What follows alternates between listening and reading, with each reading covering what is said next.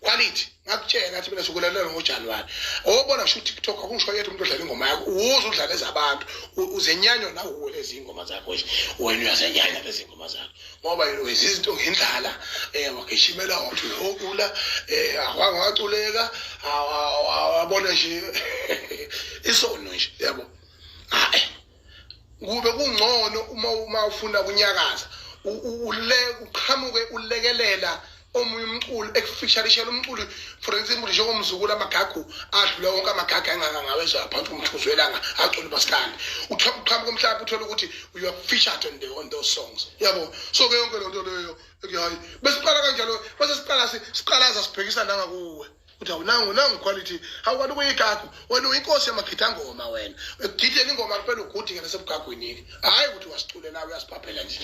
uyathi yabona nje usangana nje usihlekisa wenza into enzayo sihlala kukho ke ngalokho uthi yalo ungayalusi